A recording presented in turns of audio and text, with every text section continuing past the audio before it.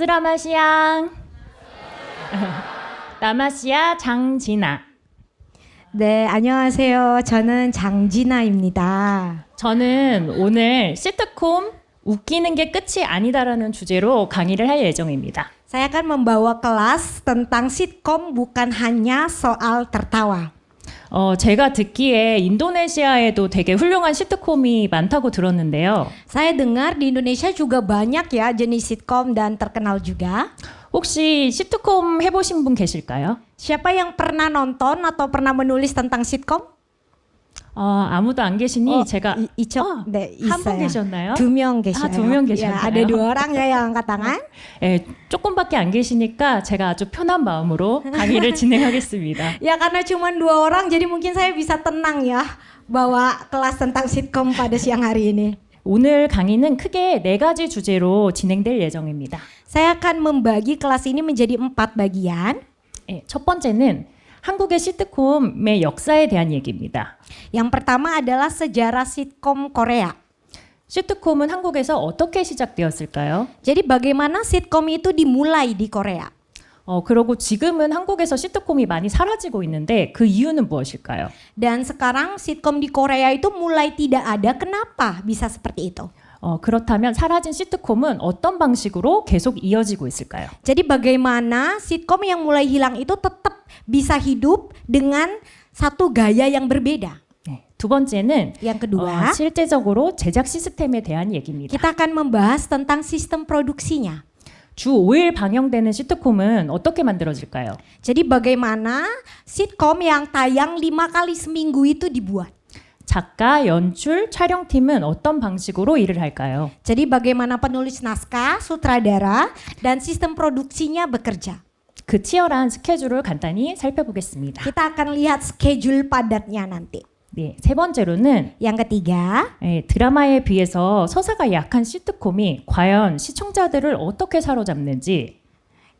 memang sitkom ini berbeda dengan drama, dia isinya lebih ringan, tapi bagaimana sitkom ini bisa terus memikat hati penonton? 그 비결을 3가지 정도로 알아보겠습니다. Ada 3 rahasianya dan itu akan kita bahas nanti.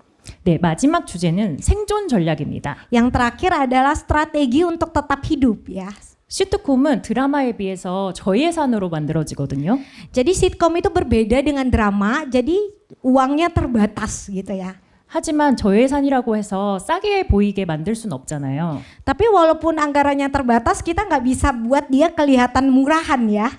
저예산으로도 어떻게 퀄리티 있게 만들 수 있는지 그 실전 노하우를 공유하겠습니다. Jadi bagaimana dengan anggaran, dengan dana yang terbatas itu dia tetap memiliki kualitas yang bagus.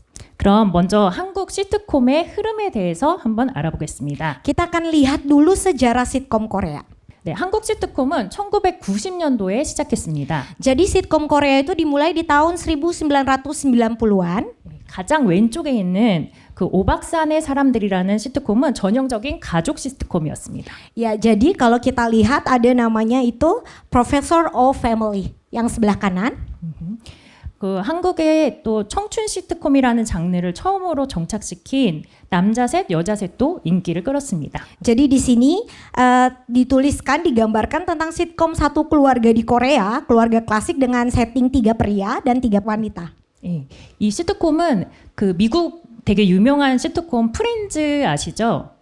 Ini terinspirasi dari sitkom Amerika yang judulnya America Friends. 거기서도 남자 셋, 여자 셋이 나와서 우정을 다루는 얘긴데 그 시트콤을 오마주해서 만든 프로그램이었습니다. Jadi itu di situ juga muncul 3 laki-laki dan 3 perempuan. Di sini juga di keluarga Professor of Family ini juga muncul karakter yang sama.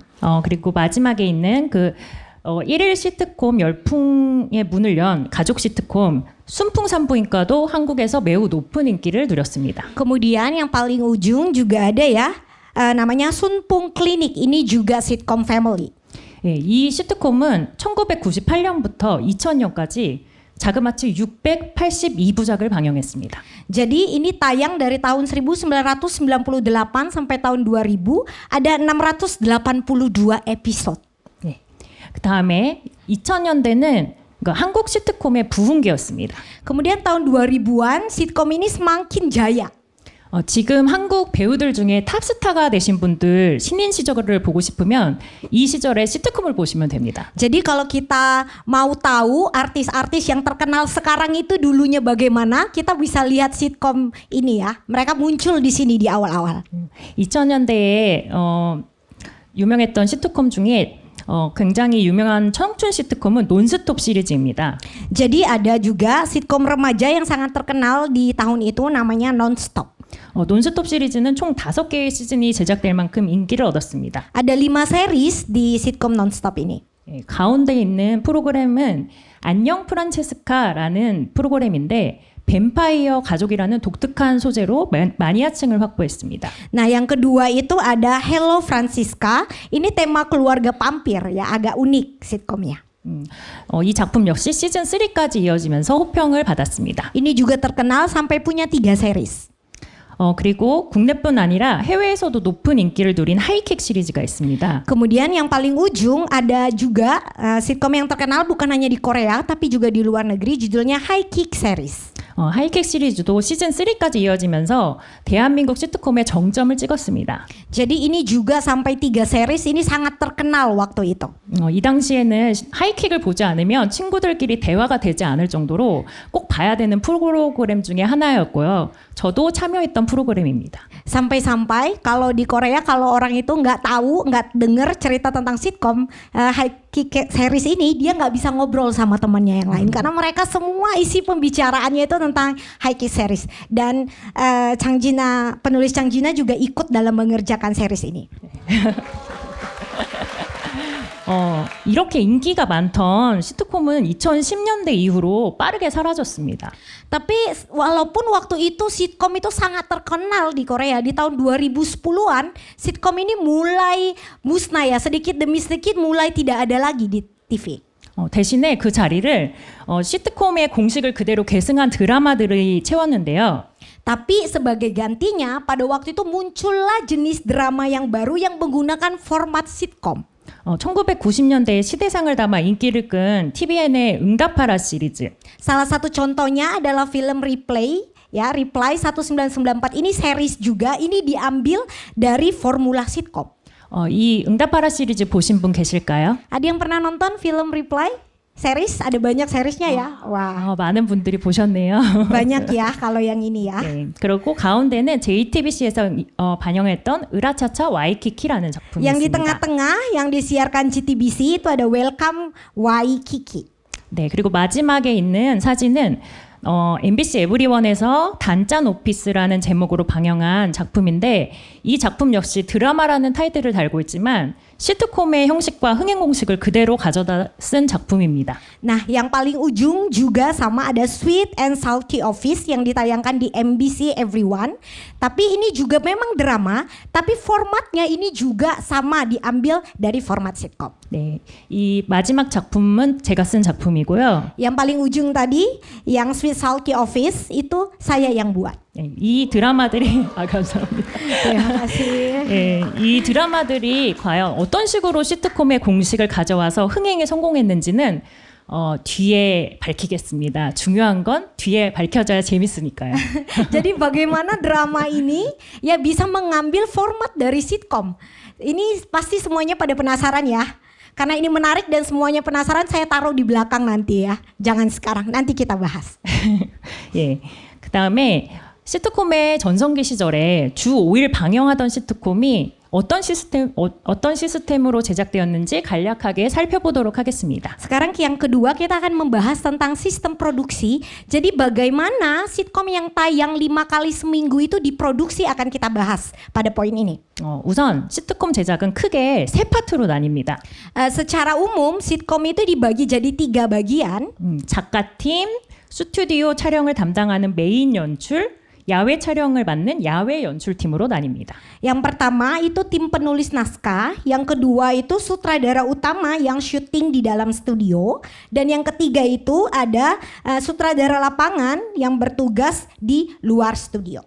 그중 오늘은 작가팀을 중심으로 간단히 말씀을 드리겠습니다. Dan hari ini kita akan fokus kepada tim penulis naskah. 주 5일 방영하는 1, 2 시트콤은 작가 인력이 아주 큽니다.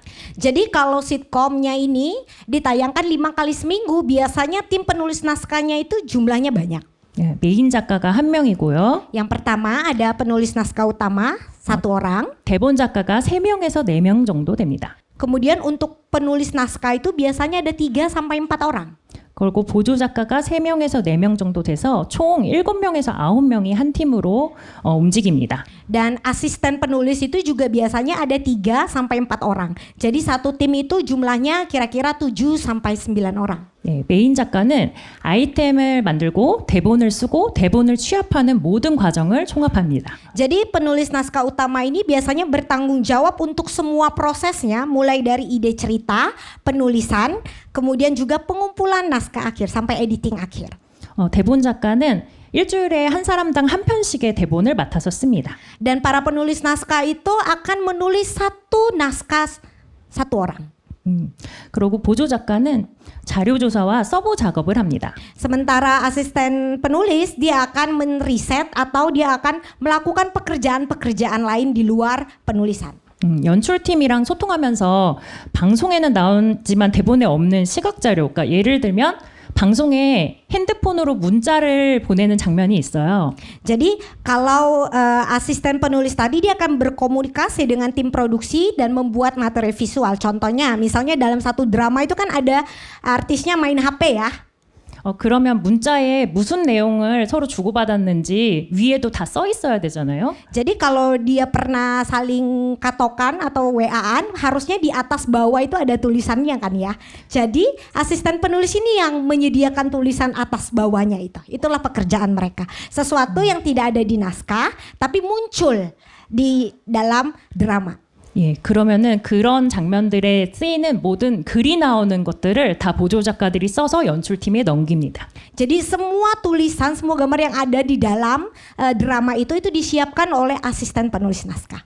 그리고 예를 들어 또 드라마에 회의하는 장면이 있는데 계속 말은 하지만 무음 처리되는 장면들이 있잖아요. Jadi misalnya juga kalau ada lagi rapat gitu ya. 그러면 그런 장면들에 대해서 실제로 대본에 쓰지는 않지만 보조 작가들이 대충 어떤 내용을 얘기하는지 스크립트를 써서 연출팀에 줍니다. Jadi isi yang ada dalam rapat itu atau tulisan-tulisan yang ada di situ itu kan tidak ada di naskah, tapi itu semua disiapkan oleh asisten penulis naskah. 작가팀은 매주 정해진 사이클로 일을 합니다. Biasanya para penulis naskah itu bekerja dengan lingkaran atau cycle yang sama setiap minggu. 그래서 하루에서 이틀 동안 작가들은 각자 아이템을 짭니다. Jadi biasanya 1 sampai 2 hari setiap para penulis naskah itu mencari item ide untuk mereka. 이후에 이제 메인 연출과 만나서 이틀에서 3일 동안 아이템을 정하고 대본 구성을 잡는 회의를 합니다. Dan 2 sampai 3 hari kemudian mereka berkumpul dengan penulis naskah utama, kemudian mereka menunjukkan semua naskah-naskah itu tadi dan memilih. 회의 첫날에 작가들이 각자 써온 아이템을 합치면 100개 정도가 되거든요. Jadi biasanya kalau para penulis bawa naskahnya mereka di rapat itu biasanya nanti terkumpul bisa 100 naskah. 그거를 다 읽고 나면 저녁을 먹어야 됩니다. Jadi semuanya mesti dibaca kan hari itu. Jadi kalau habis rapat itu biasanya selesainya tengah malam. 네, 그래서 또 이제 저녁을 먹고 그 중에서 총 10개의 아이템을 골라냅니다. Dari 100 itu tadi setelah dibaca semua mereka akan pilih 10 naskah. 어떻게 생각하면 이 과정이 그 시트콤 과정에서 가장 중요한 과정이라서 가장 힘들고 시간도 오래 걸립니다. Proses ini adalah proses yang paling penting di dalam sitkom. Jadi ini paling panjang dan paling melelahkan. 보통 회의가 오후 2시 정도에 시작하는데요. Jadi biasanya itu dimulai jam 2 siang. 예, 자정을 넘겨까지 회의하는 경우가 대부분이고 Dan biasanya selesai tengah malam atau lebih. 재밌는 아이템이 안 나올 때는 새벽 5시에서 6시까지 브레인스토밍을 하다가 끝나면 24시간 영업하는 집에 가서 아침을 먹고 헤어지는 경우가 많았습니다. Tapi kalau mereka masih merasa kurang menarik, biasanya mereka terus brainstorming bisa sampai jam 5, jam 6 pagi. Kemudian mereka pulang makan di restoran 24 jam, barulah mereka akhirnya makan. 그만큼 오래 앉아 있어야 된다는 얘긴데요. Jadi harus duduk dalam waktu yang sangat lama. 예, 그렇게 이제 아이템이 정해지면 메인 작가를 포함한 대본 작가들이 자신이 쓸 대본을 한 개씩 나눠가지고 집으로 갑니다. Kemudian kalau mereka udah dapat yang 5 itu, setiap penulis naskah, termaksud penulis naskah utama akan harus menulis 1 naskah.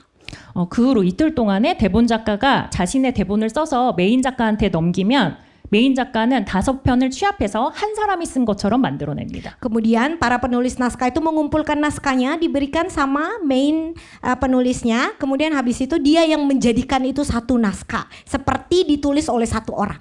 작가마다 문체가 워낙 다르고 연결성도 없기 때문에 메인 작가가 톤을 잘 맞춰주는 게 시트콤의 완성도를 높이는 데 굉장히 중요합니다. Karena biasanya setiap penulis itu punya gayanya masing-masing, gaya tulisan masing-masing. Jadi kalau dia tidak digabungkan, tidak dibuat jadi satu, jadi jelek. Jadi tugas penulis utamanya itu dia menggabungkan semua gaya itu menjadi satu tulisan yang benar-benar seperti ditulis oleh satu orang. 작가들이 대본 쓰는 동안 메인 연출은 지난주에 완성된 대본을 가지고 촬영에 들어갑니다. Jadi pada waktu para penulis naskah ini menulis naskah, biasanya syuting itu akan sudah dimulai dengan naskah yang sudah diberikan minggu yang lalu. 이틀 정도 스튜디오 촬영을 하고 촬영이 끝나면 바로 가편집을 받아 파인을 냅니다. Jadi biasanya syuting di dalam studio itu dilakukan selama 2 hari.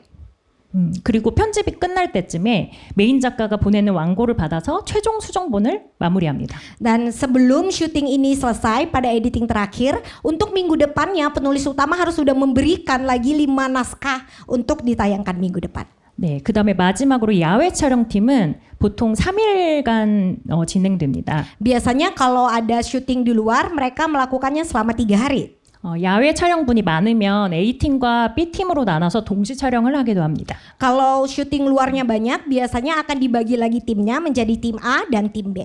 야외팀도 촬영, 편집, 준비를 반복을 합니다. 일주일 동안 매일 쉴 틈 없이 돌아가는 시스템이죠. Sama juga seperti di studio, yang tim lapangan juga mereka punya syuting, editing, persiapan terus seminggu putar terus, tidak berhenti. 그래서 일주일에 쉬는 날이 한 번도 없습니다. Jadi selama seminggu tuh nggak pernah istirahat. Semua timnya 3 tim tadi nggak pernah istirahat. 그래서 이 제작 방식이 굉장히 사람을 갈아넘는 구조였거든요. Jadi ini seperti memusnahkan manusia gitu ya karena nggak ada istirahatnya. 그래서 근데 한국에 이제 주 52시간 노동제라는 것이 도입이 되었는데 그 이후에는 유지하기 어려운 시스템이 됐습니다. Nah, karena di Korea muncul aturan 52 jam per minggu. Jadi sistem ini nggak bisa dipakai lagi karena ada terbatas kerja itu tadi. 그래서 그것이 한국에서 1일 시트콤이 사라지고 시트콤의 특성을 가진 드라마가 만들어지게 된 이유 중에 하나로 꼽히고 있습니다. Jadi itu mungkin jadi satu alasan terpenting kenapa sitkom di Korea itu menghilang dan diganti ke dalam bentuk drama. 저도 참 기쁘더라고요. Saya juga senang katanya ya karena ada sistem 52 jam kerja itu. 네, 다음으로는 서사가 드라마에 비해서 약한 시트콤이 어떻게 시청자를 다음 회를 보게 만드는가 그 비결에 대해 말씀드리겠습니다. Kita akan membahas tentang apa sih yang menjadi kekuatan sitkom sehingga walaupun ceritanya ini ringan, penonton itu tetap mau nonton. 시트콤은 드라마처럼 그러니까 뚜렷한 메인 스토리 라인이 없고 매회 독립된 에피소드로 구성됩니다. Ya, jadi sitkom ini berbeda dengan drama, dia nggak punya main storyline. Ya, episodenya mandiri setiap episode. 그래서 단순히 웃기기만 해서는 시청자들이 다음 회를 잘 보질 않습니다. Jadi kalau cuman mengandalkan lucu, dia nggak mau nonton yang episode selanjutnya. 그래서 시트콤은 서사 대신 다른 무기들로 승부를 봅니다. Jadi sitkom itu tidak menggunakan storyline sebagai kekuatannya, tapi dia punya senjata lain, punya kekuatan lain. 네, 그 첫 번째 무기는 바로 캐릭터입니다. Yang pertama adalah karakter. Itulah kekuatan sitkom. 드라마가 스토리를 보는 장르라면 시트콤은 캐릭터를 보는 장르입니다. Jadi kalau drama itu fokusnya kepada cerita, tapi sitkom ini fokusnya kepada karakter.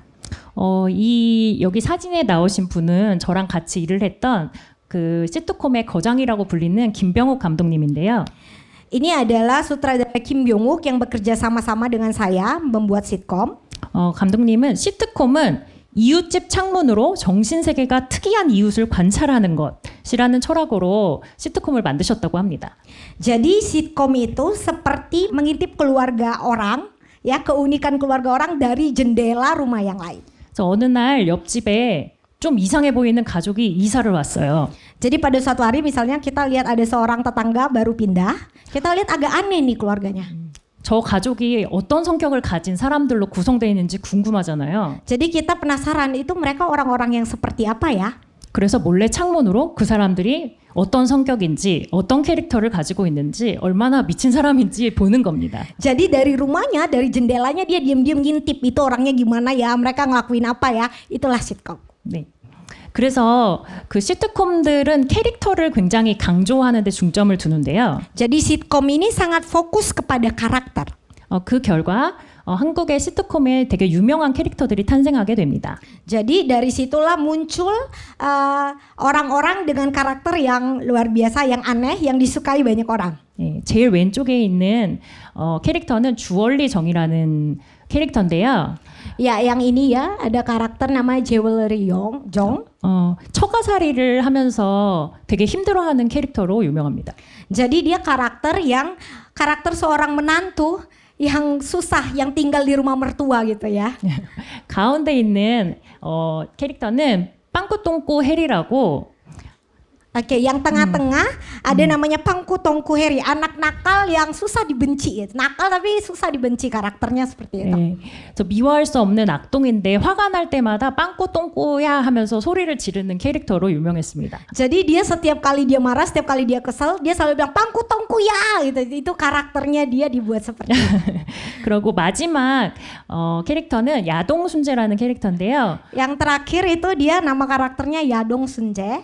나이가 많음에도 불구하고 몰래 야한 동영상을 보다가 들켜서 그 후로 야동 순재라는 별명이 붙은 캐릭터입니다. Jadi dia adalah kakek-kakek yang walaupun sudah tua ya dia diem-diem suka nonton video dewasa gitu ya. Jadi makanya dia diberi karakter Yadong itu ya, Yadong Sunjae. 그런데 이런 별명들은 제작진이 붙여준 게 아니라 시청자들이 붙여준 겁니다. Tapi nama-nama ini bukan dibuat oleh penulisnya, tapi ini dibuat oleh penonton. 시청자들이 스토리가 아닌 캐릭터 자체를 즐기기 시작했다는 증거죠. Ini bukti bahwa mereka sudah melihat karakter masing-masing orang yang muncul di dalam sitkom itu. 예, 시트콤에서 이렇게 캐릭터와 사랑에 빠지면 이 캐릭터가 다음엔 어떤 행동을 할까 궁금해서 다음 회를 보게 됩니다. Jadi kalau penonton sudah mencintai, sudah menyukai karakter orang yang ada di dalam sitkom ini, dia pasti akan nonton ya episode berikutnya apa ya kira-kira yang dia buat. 네, 두 번째 비결은 바로 정해지지 않은 러브라인입니다. Yang kedua, yang jadi rahasia sitkom adalah penonton itu harus jadinya dia tidak ada alur cerita cinta yang pasti. 드라마는 되게 주인공 커플이 정해져 있잖아요. Kalau drama itu siapa yang jadi main karakternya udah jelas ya, kita bisa tahu. 보통 포스터에 남녀가 둘이 나오면 걔네 둘이 커플이 되죠. Jadi biasanya kalau ada poster ada dua ya, laki-laki dan perempuan, biasanya mereka main karakternya, pemeran utamanya. 하지만 시트콤은 등장인물 전체가 주인공이기 때문에 누가 누구와 이어질지 알 수가 없습니다. Tapi kalau sitkom itu beda, semuanya itu jadi pemain utama. 요 사진은요, 그 지붕 뚫고 하이킥이라는 작품의 23회 엔딩인데요. Jadi ini yang ada di gambar ini dari High Kick Through the Roof ya. Jadi mereka adalah karakter yang ada di dalam drama ini. 네, 뮤지컬을 보러 간 4명의 남녀가 서로 엇갈리면서 원래 파트너가 아닌 다른 사람과 얽히게 되는 스토리를 담았습니다. Jadi mereka berdua pergi ya mau nonton, kemudian mereka pulang dengan pasangan yang berbeda. Jadi bertukar pasangannya. 그래서 이렇게 4명의 화면으로 딱 끝나거든요. Jadi waktu itu diselesaikan dramanya tuh dengan begini aja 4 foto. 제작진들이 이 중에서 누가 누구랑 연결되게 라고 질문을 던진 겁니다. Kemudian apa artinya itu? Penulisnya pengen bilang dari 4 ini nanti siapa jadi sama siapa, coba tebak. 그래서 이 회차가 방송된 이후에 시청자들은 자기가 응원하는 커플을 응원하면서 그 댓글로 싸우기도 했습니다. Jadi setelah dramanya selesai, biasanya para penonton itu mulai ribut, mereka mulai berantem di komentar. Oh, yang A harus sama si A, yang B harus sama si B gitu ya. Jadi mereka mulai mendukung siapa karakter mana yang mereka sukai. 그래서 그 관심은 당연히 시청률로 이어졌겠죠? Jadi kalau seperti itu bagaimana? Pasti ratingnya naik ya. 마치 그 친구가 연애 상담을 하는데 나를 좋아하는 남자가 2명이 있어 이렇게 말을 하는데 그 중에 누가 내 친구가 될지 그거를 실제로 옆에서 지켜보는 느낌으로 볼 수 있는 프로그램입니다. Jadi ini sama seperti kita kalau dengar teman kita bilang ada loh 2 cowok yang suka sama aku sama yang mana ya. Jadi kita nonton ini seperti itu, kita masuk ke dalam cerita itu. 그래서 이렇게 리얼리티 연애 프로그램을 보듯이 결과를 예측할 수 없는 구조가 시청자들의 몰입도를 끌어올린 거죠. Jadi rahasia sitkom yang buat dia itu meledak adalah kita nggak bisa tahu jalan ceritanya. 그리고 이런 러브라인의 전략을 다음 거 넘겨주시면요. 가장 성공적으로 활용한 드라마가 바로 응답하라 시리즈입니다. Nah, salah satu yang sukses karena alur seperti ini adalah drama Reply. 응답하라 시리즈는 항상 1회에서 내 미래의 남편은 누굴까라는 질문을 던지며 시작합니다. Kalau kita perhatikan dalam drama series Reply, mulai dari yang pertama dia selalu kasih pertanyaan, nanti siapa ya yang jadi suami saya? 그러면서 시간은 그들이 아직 사귀기 전으로 돌아갑니다. Kemudian waktunya kembali ke waktu mereka awal pacaran. 그래서 주인공 옆에는 매력적인 두 남자가 등장하고요. 시청자들은 이 두 남자 중에 과연 아까 나온 그 남편이 누가 될까를 추측하면서 보게 됩니다. Kemudian ditunjukkanlah foto satu orang perempuan dengan dua laki-laki tampan. Jadi orang-orang, para penonton dibuat penasaran untuk lihat siapa ya nanti yang jadi pasangan akhirnya. 네, 응답하라 시리즈는 드라마라는 이름으로 나왔지만 Memang Reply series ini namanya drama. 시트콤 출신의 감독님과 예능 출신의 작가님이 시트콤의 흥행 공식을 능숙하게 활용해서 만든 드라마입니다. Tapi ini dibuat oleh sutradara sitkom. Ya, jadi mereka pakai format itu. 이런 러브라인 전략은 제가 집필한 단짠 오피스에서도 있었는데요. Nah, garis alur cerita love line yang seperti tadi juga saya pakai di drama Sweetie and Salty Office yang saya buat tadi. 왼쪽에 있는 남자가 한때 짝사랑했던 짠돌이 사수고요. Ya, yang sebelah kanan ini dia adalah atasan yang suka sama perempuannya itu tapi pelit. 네, 오른쪽에 있는 남자는 결혼 준비가 아직 덜 된 매력적인 연하남입니다. Yang satu lagi dia lebih muda, dia ganteng tapi dia belum siap untuk menikah. 그래서 이 여주가 둘 중에 누구와 이어질지 모르는 상태로 극이 진행됐습니다. Jadi dimulai dengan pertanyaan, jadi sama siapa nanti pemeran utama perempuan ini akan menikah? Cocoknya dengan siapa? 배우들도 끝까지 둘 중 누구와 이어지게 될지 몰랐어요.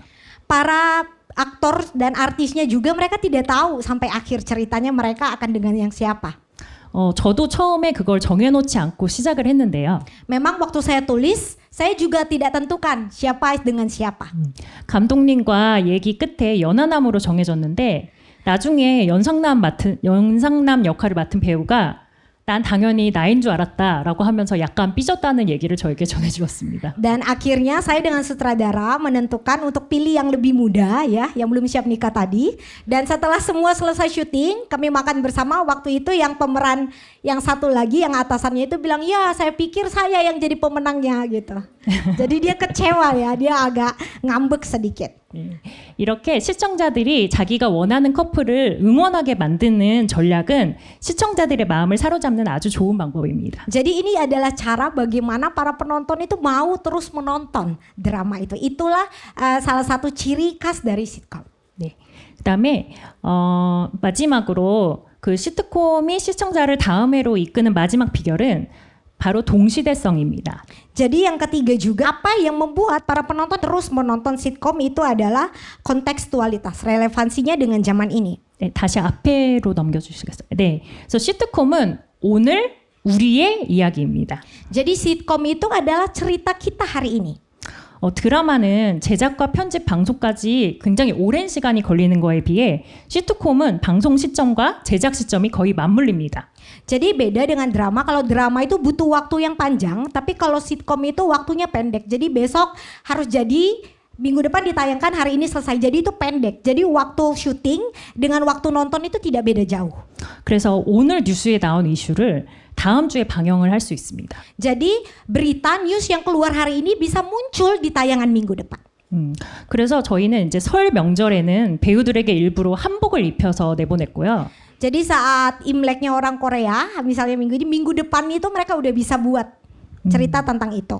그리고 크리스마스 때는 세트장에 트리를 설치해 놓고 크리스마스에 관련된 에피소드를 만들었습니다. Jadi waktu Natal juga mereka udah bisa pasang ornamen Natal dan minggu depannya waktu Natal juga bisa langsung ditayangkan. 네. 시청자들은 그 모습을 보면서 시트콤의 인물들이 마치 실제로 이웃에 살고 있는 것처럼 느껴지게 만드는 거죠. Dan kami juga membuat bagaimana penonton merasakan bahwa orang-orang yang muncul di dalam sitkom itu menjadi seperti nyata, seperti tetangga mereka sendiri. 시트콤은 그 시대의 유행, 관심사, 사회 이슈를 가볍고 웃긴 방식으로 반영합니다. Biasanya sitkom itu akan mengambil isu-isu yang terjadi pada saat itu, mau itu politik, mau itu news, semuanya diambil pada waktu itu dan dibuat jadi sedikit lucu. 왼쪽 사진은 2014년 소치 동계 올림픽 당시 금메달을 받은 소트니코바 선수고요.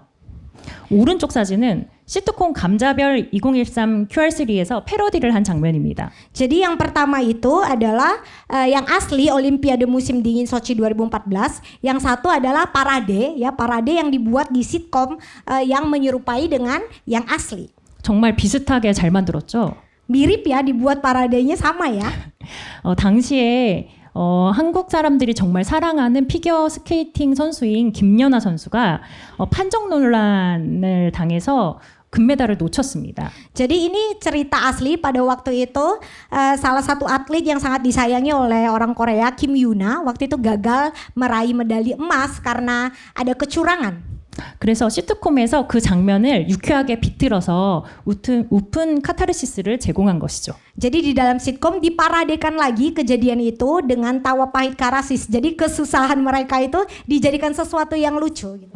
방송이 끝나고 시청자들은 속이 다 시원하다. 이걸 보고 웃으면서 위로받았다. 이런 댓글들을 많이 남겼습니다. Jadi setelah nonton, penonton itu merasa dilegakan, disegarkan. Aduh, enak banget ini. Memang saya waktu itu mau marahnya begitu. Jadi itu digambarkan di dalam parade itu.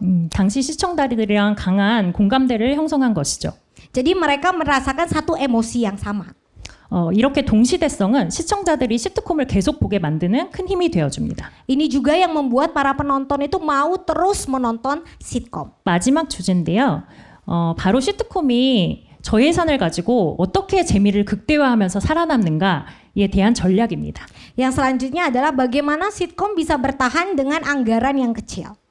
시트콤은 기본적으로 제작비가 낮은 포맷입니다. Ya pada umumnya sitkom itu biayanya tuh kecil. 그래서 스튜디오 촬영이 전체 분량의 절반 이상을 차지하죠. Jadi biasanya ditaruh kita syutingnya di studio dan setengah itu udah menggunakan anggaran itu tadi. 하지만 스튜디오는 공간이 제한적이고 반복되는 앵글 때문에 지루하게 느껴질 수 있습니다. Tapi kalau kita syuting di studio karena tempatnya itu kecil, jadi agak kadang-kadang sepertinya susah dan membosankan. 그래서 제작진은 다양한 방법으로 이 단점을 극복합니다. Jadi bagaimana caranya dengan ruangan yang kecil ini bisa jadi lebih menarik? Kita mulai berpikir. 첫 번째 방법은 재미있는 세트장을 만드는 것입니다. Caranya yang pertama adalah buat studio itu jadi tempat yang unik, tempat yang lucu, menarik. 거침없이 하이킥이라는 프로그램은 위층에서 아래층을 연결하는 봉이 하나 있었습니다. Jadi di dalam sitkom High Kick itu ada satu kayak besar gitu ya, kayak garis besar itu yang menghubungkan lantai atas dan lantai bawah. 이 봉 하나로 슬랩스틱 코미디 에피소드도 나왔고요. Jadi dilakukan juga slapstick komedi melalui tiang ini yang menghubungkan lantai atas dan lantai bawah. 여자 주인공이 봉에서 내려오다가 짝사랑하는 남자의 무등을 타서 거기서 고백하는 러브라인 에피소드도 나왔습니다. Jadi bahkan dimasukkan satu cerita cinta di dalam. Jadi perempuan itu turun dari atas itu dengan kayu itu tadi ke bawah sambil mengutarakan cinta. 또 다른 재밌는 세트장에는 하이킥 짧은 다리의 역습의 비밀 땅굴입니다. 이 사진은 그 봉으로 만들어진 에피소드들을 보여주는 사진들인데요. Jadi ini juga episode-episode lain yang menggunakan itu tadi untuk jadi sesuatu yang lucu. Jadi tempat kecil itu apapun yang ada di dalam situ bisa digunakan untuk menjadi satu cerita yang menarik. 제일 오른쪽에 있는 사진이 짝사랑하는 남자의 어깨에 올라타서 고백을 하는 내용입니다. Dan yang tadi ini yang di sebelah kiri, paling kiri itulah jadi itu juga dipakai untuk perempuan ini minta naik ke atas kepalanya, ke pundaknya cowoknya dan dia mengatakan cinta di situ. 제가 만들었던 하이킥 짧은 다리의 역습에 비밀 땅굴이 있었습니다. 빗쟁이를 피해서 숨어든 가족이 파놓은 땅굴은 숨는 공간이 되기도 하고 데이트 장소가 되기도 하고 때로는 사건의 실마리가 되기도 했습니다. Yang selanjutnya adalah terowongan rahasia yang saya buat di dalam High Kick Revenge of the Soul Legend di dalam adegan ini. Jadi terowongan ini dipakai untuk banyak hal, bisa untuk pacaran, bisa untuk sembunyi dari penagih hutang. Jadi satu hal itu dipakai menjadi banyak hal yang menarik. 이렇게 세트장에 재밌는 요소를 담아두면 같은 공간에서도 지루함을 덜어내고 다양한 전개와 감정을 이끌어낼 수 있습니다. Nah, jadi hal-hal seperti ini bisa kita pakai, kita masukkan di dalam ruangan yang kecil, di dalam setting di dalam ruangan itu untuk bisa menjadikan adegan-adegan yang lucu, adegan-adegan yang menarik sehingga ruangan itu tidak menjadi satu hal yang membosankan. 저희 예산의 또 다른 비결은 스튜디오 촬영에 영상미를 더하는 것입니다. Yang selanjutnya adalah kualitas dari visual sitkom itu sendiri. 이 보시는 사진은 옛날 시트콤의 스튜디오 촬영범입니다. Ini adalah tempat syuting sitkom sudah lama, zaman dulu. 옛날 시트콤들은 무대처럼 생긴 세트장 앞에 고정된 카메라로 촬영을 했습니다. Jadi kalau zaman dulu itu biasanya kameranya hanya ada di tengah satu gitu menghadap ke panggung. 그래서 사진처럼 앞부분을 항상 비워둬야 했습니다. Jadi seperti yang digambar ini, bagian depannya ini harus kosong. 그래서 앵글이 제한적이고 연기 동선에도 제약이 많았어요. Jadi angle-nya itu terbatas, cuman bisa daerah tertentu saja. 마이크가 고정으로 또 달려 있어서 마이크가 보통 현관에 달려 있고 또 소파에 달려 있었거든요. Jadi mic-nya juga biasanya di tempat-tempat tertentu aja, ada di sebelah kanan atau nanti ada di kursi. 그래서 누가 초인종을 누르면 누군지 확인도 안 하고 문을 열어줍니다. 현관에서 대사를 쳐야 되니까요. Jadi harus itu dijaga ya, jadi seperti itu. 그런 다음에 소파에 갈 때까지 아무 말도 안 합니다. 소파에 마이크가 있기 때문이죠. Jadi juga nggak boleh dia pergi ke daerah sofa karena di sofanya itu ada lampunya gitu, ada sinarnya. Jadi harus benar-benar hati-hati. 그래서 그런 작은 차이들이 영상미를 떨어뜨리고 좀 부자연스럽게 만드는 요소가 되었습니다. Tapi ini membuat ada jadi kekurangan karena ruang geraknya itu terbatas. 그리고 항상 식탁에 둘러앉아 있는 가족들이 나오는데 앞부분에는 아무도 앉아 있을 수 없는 그런 제한도 있었습니다. Jadi kalau ada episode lagi makan keluarga juga bagian depannya jadi nggak boleh diisi orang karena akan harus disorot kamera.